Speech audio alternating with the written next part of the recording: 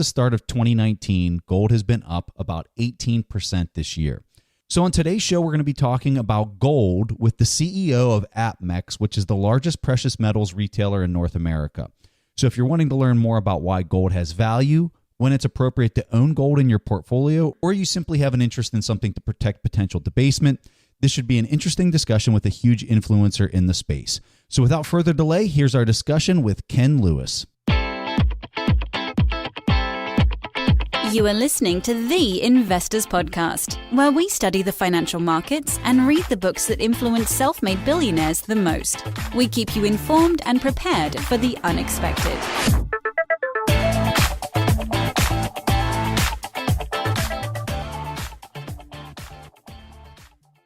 Hey everyone, welcome to The Investors Podcast. I'm your host, Preston Pish, and as always, I'm accompanied by my co-host, Stig Brodersen. And it's such a pleasure to have Mr. Ken Lewis with us today to talk about gold. So Ken, welcome to the show. Hey, thanks for having me. All right. So Ken, let's kick this thing off with a basic discussion about why people purchase gold and precious metals in the first place. Why do they have these things in their portfolio? Back in the days, it was kind of like a go-to safe haven investment where people kind of felt like they didn't trust the system or they had concerns about the government and where it was going. It was a nice way to kind of keep assets offline. I'd say over the last 10 or 15 years, that's actually now evolved. I think people are becoming more educated. They look at the statistics more, look at the numbers. They recognize that gold is within a portfolio can perform very well. One of the things I like to remind people is if you invested $100 back in the year 2000, gold is actually the second best performing asset class behind real estate since 2000. It has merits as a viable investment option. I think it is a little confusing for some. You already touched upon this, but could you talk to us why, on the contrary, some investors holding back on gold and precious metals? They might have talked about it, they might hear that it's a good asset to hold, but few people end up pulling the trigger.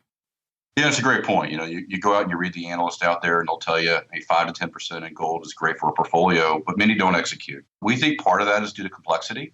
I always joke, I have a buddy of mine, I used to work at Home Depot back at corporate, and a buddy of mine, a Mensa guy, really smart, calls me up and says, can you walk me through gold again? Because I'm really confused on how this works. There's this thing called spread and spot price and this and that. Can you educate me? And so it's not an easy thing to absorb initially. I think products like GLD, paper, ETFs have made it a little bit more easier for people to get into. And I also think, frankly, retail has done a better job of educating people on the merits of gold. Why people haven't bought into gold, though, I think it deals a little bit with complexity. I think some people look at the opportunity cost when they look at taking assets out, cash out, if you will, putting into gold. What kind of return do they get outside of their investment? I think that can be sometimes a hurdle for people, that opportunity cost, if you will. But the reality is just go off the numbers. Look at how it performs specifically when there's volatile time. I think one of the things that I think people go back and look at today is 2008, 2009. We all know what happened and how did gold perform then? And I think that kind of gave merit to gold in the long term. And frankly, the run-up we've had this year, I think kind of relates to people seeing the historical performance in times like 2008 and make them wonder, should I get on the bandwagon?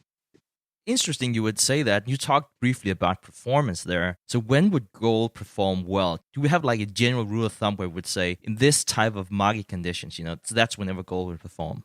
I do a lot of reading on the different analysts. I have the opportunity to meet with a gentleman that's a lead analyst at one of the top metal banks once a year. And the analysts will tell you is they're always looking for correlations. They're always doing their R-squares and they're trying to figure out what drives the price of gold. And what they'll tell you is once they think they figured it out, something changes, right? And it's almost impossible to peg it perfectly. But when you start to think about certain conditions that do drive gold, a strong dollar generally is bad for gold. A weak dollar generally is going to be a better price for gold. When you have events in the marketplaces, things like international wars, things like that unrest tends to be very good for gold. When you look at the equities markets and look at its valuations from a multiple standpoint, when they tend to get on the higher side of valuations, gold tends to perform fairly well. So, there are indicators out there that do tend to point the direction of whether gold's going to go up or down. One of the things that I focused on a lot is kind of the upside and downside of precious metal ownership. And I think one of the things you'll find with gold is it tends to be a little bit less volatile than other options in the market, which depending upon your state of mind and where you want to invest, that could be a good thing as well. So Ken, from a portfolio standpoint, we already covered why people might want to buy gold, but there's also an argument that it'll protect them from inflation. But for anyone that's looked at inflation over the last 10 years, it's barely registered anything, at least for the commodities that are listed on the traditional inflation gauges. But how do you respond to this idea of the relationship between gold and inflation? Yeah, I think there's a couple things. And there's actually the guys pulled together a couple numbers for me. And I'll say it in simple terms and I'll give you the exact numbers. I heard a gentleman tell this story once. I thought it was a great story. He said, back in 1920, I could go out and I could buy a suit with an ounce of gold. And it was a relatively nice suit, but I could go buy a suit with an ounce of gold. In the year 2019, if I wanted to go buy a nice suit, I could still buy it with an ounce of gold. And you think about what the cost of Coke is, or a gallon of gas, or other things that have changed over the years. Clearly, that's not the case with the U.S. dollar. One of the things I didn't talk about really is things like debt in the U.S. economy and how we're printing money at an unbelievable pace and how that can generally be a bad thing for inflation over the long run. 1913, when we came off the gold standard, the dollar has lost 96% of its purchasing power. A crazy, crazy statistic when you think about it. It's definitely one of those things where you need to think about inflation. It maintains its value fairly well over the years and always has. That's such a good point. And let's continue talking about, real life examples and how it is in real life, because you often hear that you should buy gold or sell gold or whatever you hear in the news. And it's commonly expected that you know how to do it. Whenever you hear it in the news, they're not like you need to click this button or you need to go down to the local dealer. Let's make this a bit more practical and more hands-on. What are the different ways you can purchase not just gold but precious metals in general? And perhaps you can talk about some of the pros and cons of the various methods. Well, first I'll hit it on at a high level. You can own paper nowadays, so things like the GLD with a significant amount of assets under management today is out there available to you. You can do that through your brokerage account. It's relatively convenient for those today who have a brokerage account, investment account. It's 24/7 liquid, and you have great visibility to how it's performing. So there's a lot of good things there when it comes to paper. The negatives on paper is there's fairly high cost. They're hitting you for 40 basis points usually or more in some cases for paper. And that takes away from your returns, as everyone probably understands. There are other concerns about paper that I really worry about, that probably the everyday person would not worry about, are things like counterparty risk. Are the assets really there to back the investments? What happens if this scenario occurs or that scenario occurs? Am I protected? And there are a lot of concerns out there. And the other thing finally on paper that kind of drives people crazy is it doesn't always trade exactly with the price of gold. It can trade at a premium. It can trade at a discount. To think you're going in and just buying it because it's directly correlated to gold is not always true. You can time that incorrectly and buy it at a premium and then have it be at a discount when you go to sell and you have a bigger spread there. Brought a lot more interest in it, and it's been a good thing for the gold industry as a whole. Then there's physical. Physical is one of those things, it's kind of a love affair. I mean, you come in, you find the products you like best. Do I buy bars? Do I buy coins? Do I buy collectibles? You tend to hold those within your own premises, within a safe or another location to store it. What people tend to like about physical, it can have a little higher cost when you compare it to spot, but they also have the assurances of knowing they can touch it, they can feel it, it's off the grid, it's not on any statement that you can pull up, it's a great way to pass on inheritance, and there's just a nice comfort zone of knowing you have some of your assets offline. The negative is, and there is a big negative when it comes to physical, and that is when you go to liquidate it. It's interesting you would mention that. For every investor, there's a new investing strategy. That's sort of like we all have our own philosophies of how to do that. But could you say if there's like a general type of investor where physical is more appropriate or paper is more appropriate or digital for that matter? I just turned 49 last week, and I'm starting to get into what I'll call more the wealth preservation mode. So I'm thinking about, I want to still invest for growth, but I want to have some of my investments in a more conservative strategy. I think those individuals tend to buy gold at a higher rate than those who are younger. They are worried about stability of their overall investments a little more so. But first and foremost, they're going to be a larger consumer of metal. Then when it comes to decision to decide what you should buy and what's right for your situation, what I find is you always should have a certain percent in physical, just to have the protection of knowing it's off the grid, it's sitting in your safe. You don't have to worry about if there's a financial industry, meltdown, you're good to go. And then the digital versus ETF game, to me, and I think it's going to become a bigger debate over the years to come. Can you mention GLD a few times? And just to give people a perspective of that, that's the largest ETF whenever you invest directly into physical gold. But there's also a lot of criticism about that whenever we talk about physical gold, because we talked about that gold is not just gold. There are many different types and you buy it many different ways. Why is it that you hear a lot of people talking about, well, if it's gold, it's just GLD? And then you also have, you voiced some of the concerns before. You actually have some issues, or you can face some issues if you are holding the gold ETF in your portfolio. Could you elaborate a bit more on that? The pragmatic person would say the risks are minimal. But the person that, really stays up at night and worries about how they might, be wronged in the process, there's ways to pick a paper ETF. Things like is the metal physically there, like I mentioned earlier. Things like the counterparty risk. Look, we had the crash in 2008 when a lot of the banks had to be saved by the government. What happens if that occurs again in this environment? How am I protected? So I think those are valid concerns. I think the odds of some of those concerns becoming reality is probably less so. I do think the fact that they charge fairly large fees is something to think about long term. Gold investors tend to invest for the long term. So, Ken, would you suggest that if you're simply speculating or you need to move your resources around pretty quickly, that you use an ETF like GLD? And if you're holding for the long term, that you buy physical gold? What are you suggesting? It's a great question. I think the nature of a ETF is you can get in and out of it. I bet you if they release statistics, though, I bet we'd find that those in an ETF do tend to be there more long-term than short-term, because I think that's just gold as an investment in general. It doesn't matter which way you invest. You tend to be more of a long-term horizon investor.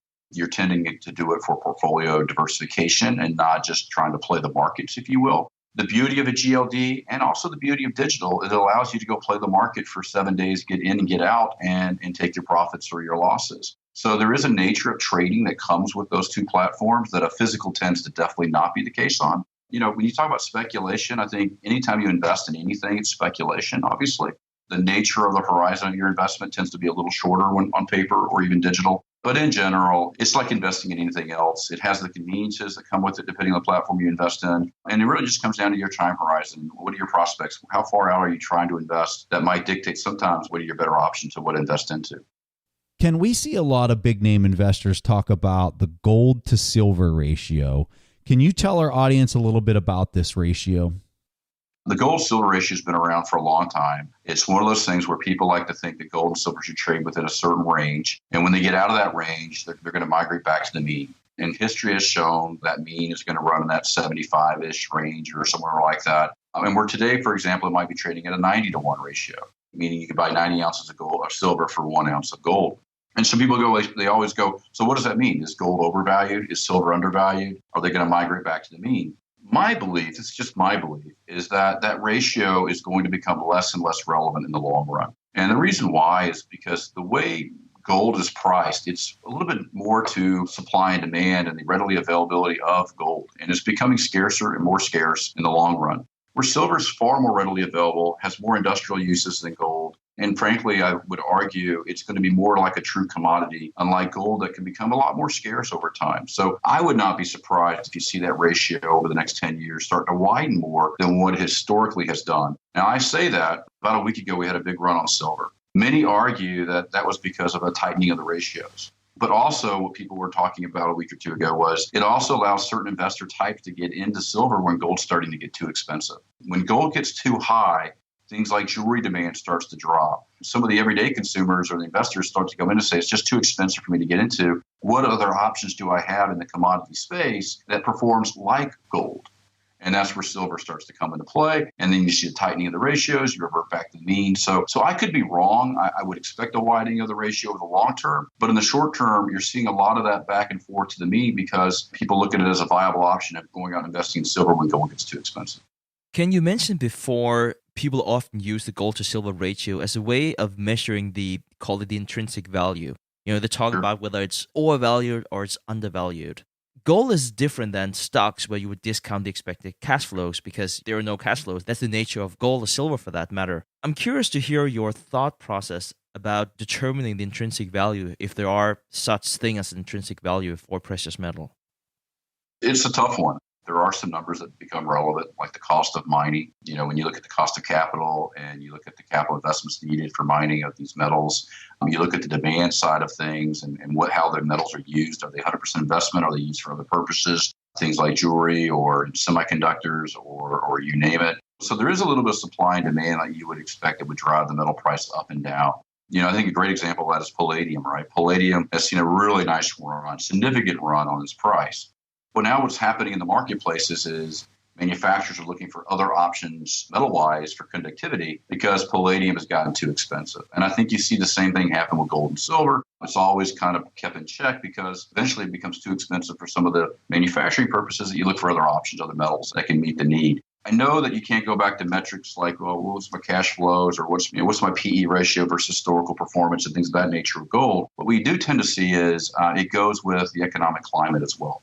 Go back, we're $1,800 back in 2011. It's near its all-time high. I believe it was its all-time high back then. What was going on? I think you had the U.S. debt had just gotten downgraded. You had quantitative easing kicking into gear. You had no GDP growth. You had a lot of things going on in the market that saw gold hit all-time highs. I think those kind of dynamics are really how you have to evaluate gold and silver. Is it's not just, its uses within manufacturing or its uses from a consumer demand standpoint. It's also understanding the broader worldwide landscape and how it's a safe haven investment.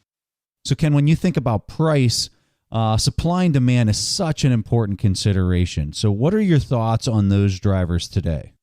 I've talked earlier a little bit about manufacturing requirements when it comes to certain precious metals. I've talked about the cost of mining and all the different requirements from an environmental standpoint, how more challenging that is to do today than it ever has been. The cost of exploration, the cost of going out and finding the metal is still very high. And there's a lot of prospecting that goes on with that. And I think it's always going to be a challenge when it comes to being able to find more sources of metal, if you will. The other thing I think that's very relevant for your listeners, and when we think about the price of metal, when I look at physical, there's fabrication cost, right? To take gold out of the ground, refine it, put it in a certain, coin or bar form, ship it, get it into a distribution center, send it out to customers. There's a lot of cost to come with that. And that cost is only going to go up over time, right? We talked about inflation earlier, right? The cost of labor, the cost of the overhead, it's only going to get more expensive over time. I want to get back to digital for a second. One of the beautiful things about digital is metal can be in any form. It can be in grain, it can be in bars, it can be in doré form. Consumers, I think, long-term are going to find digital as a viable option, mainly because the cost of getting the metal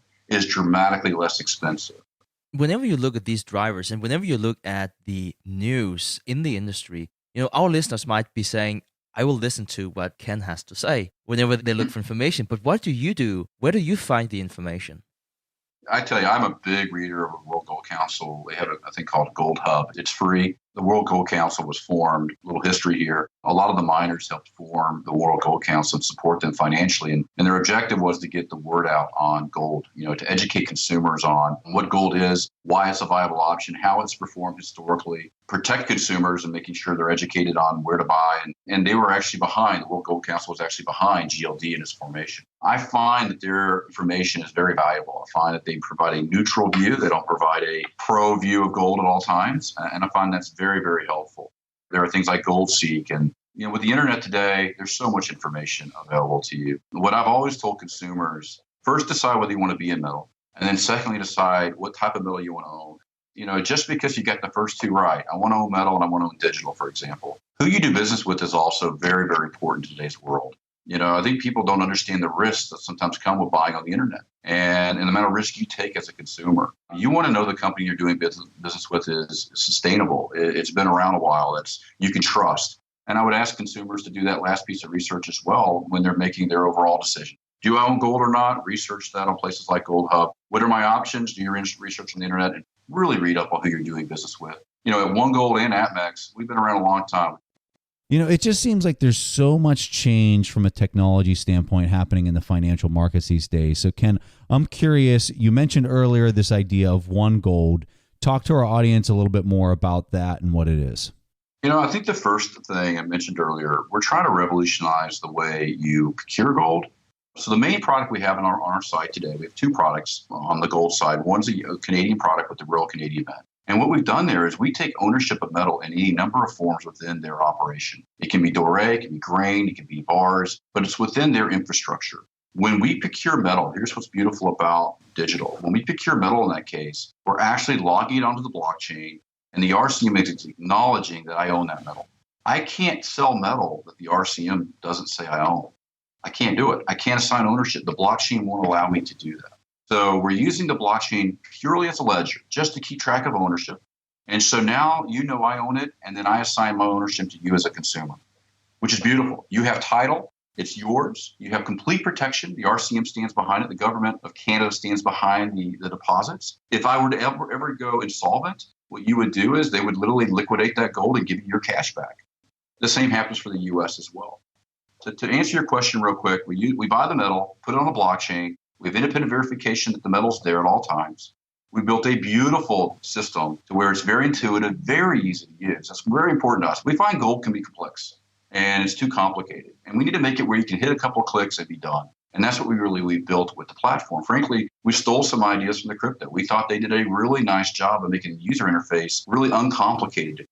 So I have to ask you, Ken, you talked about crypto before, and we hear a lot about cryptocurrencies these days. A lot of people are calling Bitcoin the digital gold. You just mentioned blockchain before. I guess a lot of listeners are sitting there, they're thinking, what is the difference between one gold and Bitcoin and other cryptocurrencies? What are the similarities? What are the differences?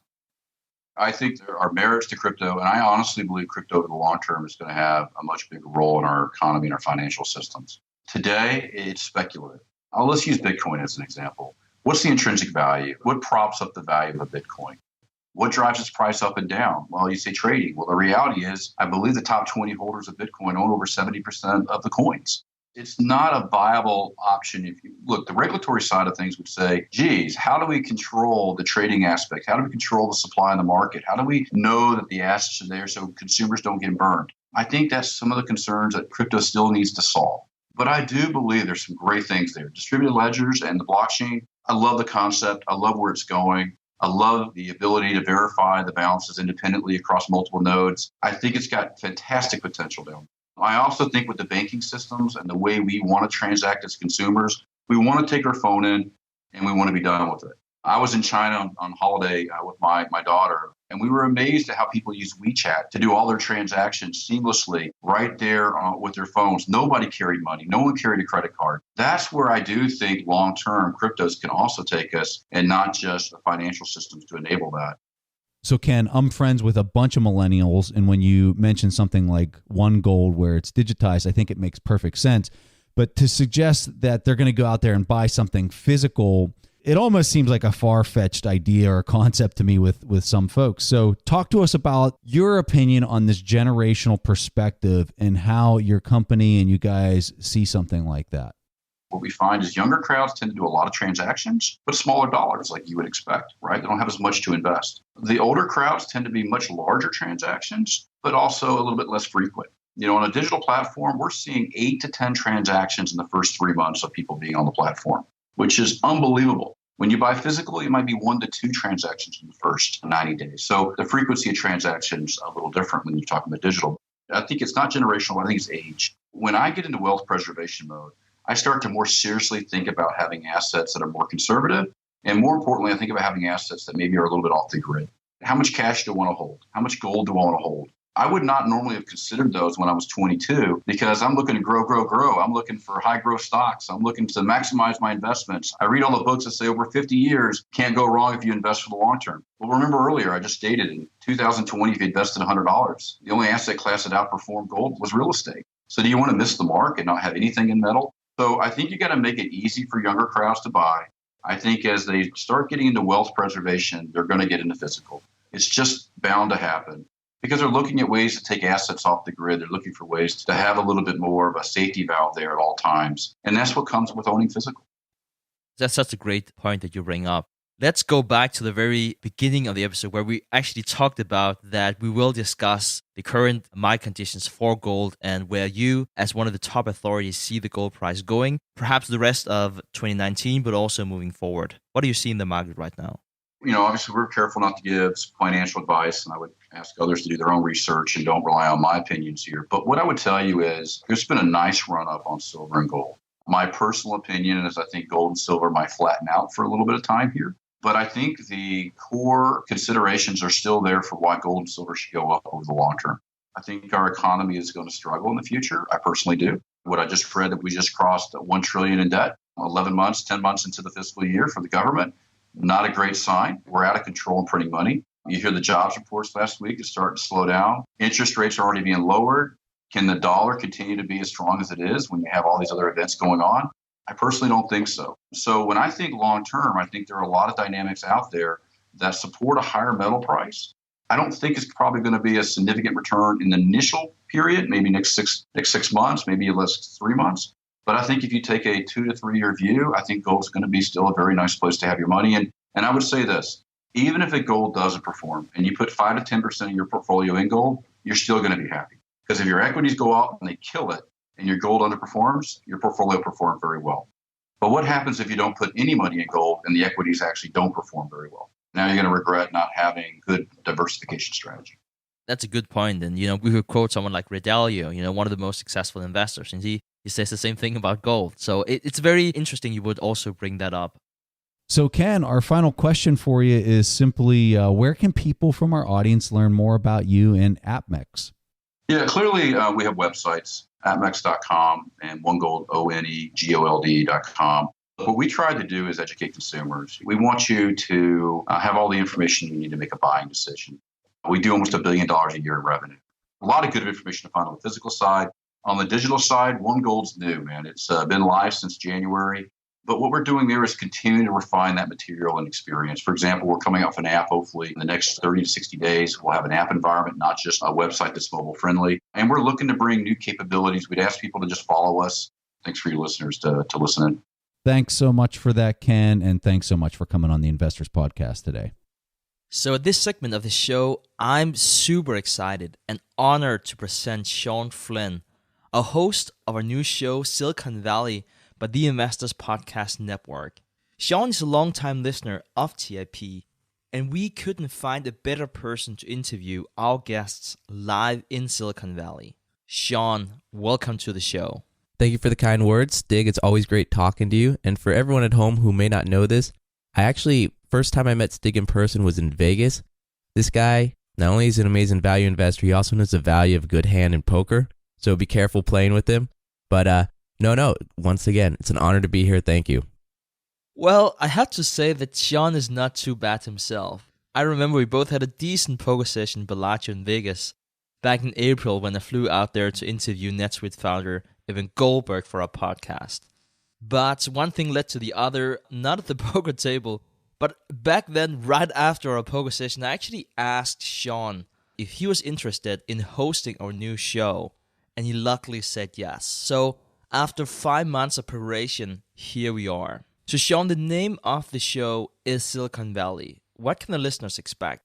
Yeah, so the goal of this show is to bridge the knowledge and the resources that are here in Silicon Valley with the rest of the world. So I have had the opportunity to travel to several countries to give talks about disruptive technology. And on these trips, I keep getting similar questions. What will we see next? What's the new technology that's going to disrupt the current market?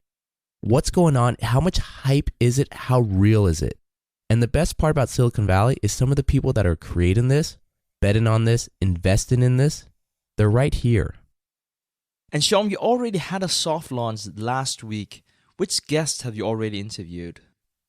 So yeah, we've already launched quite a few episodes.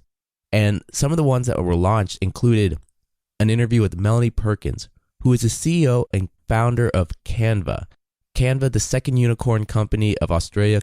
We talked about what's it like to grow an international company, coming to Silicon Valley to raise funding, and the challenges that she faced taking on the big giants out there. We also got to interview Alan Tien, who led the PayPal team when eBay went into China. Now, many of us have read those case studies, but we talked with the person that actually was there and got his side of the story. We also interviewed Jonathan Trent, who was a former NASA research scientist for the last 20 years. Guess what, guys? We're further away from Mars than people think.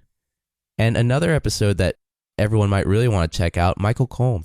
He's the head of innovation at the lab for Black & Decker, a $25 billion company. And we talk about the technology coming out right now that might make building homes 15% more effective.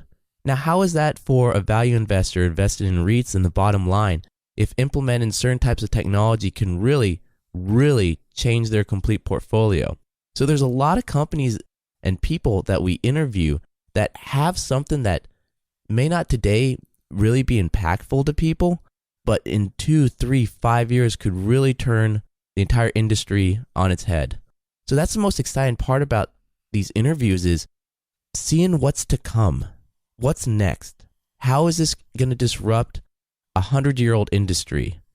We also interview, that's coming up in the next few weeks, Gregory LeBlanc, who talks about the disruptors in fintech, who the big players are, what's the future for MBA programs, and a lot more. So to reiterate, if you want to know what might disrupt your current investments, technology that might change industries, technologies that companies you might want to keep an eye on, startups in general. You're going to love Silicon Valley. And we link to Sean's show in the show notes so you can subscribe right away. But you can also just search for Silicon Valley or the Investors Podcast on iTunes, Spotify, or whatever podcast app you're using. And you should see Sean's caricature that looks just like Preston's and mine right there. I hope you really enjoy his show as much as we do. And if you do, it would really help Preston, Sean, and me out if you give Silicon Valley by the Investors Podcast Network an honest review on iTunes. Thank you for listening to TIP. To access our show notes, courses, or forums, go to theinvestorspodcast.com. This show is for entertainment purposes only. Before making any decisions, consult a professional. This show is copyrighted by the Investors Podcast Network. Written permissions must be granted before syndication or rebroadcasting.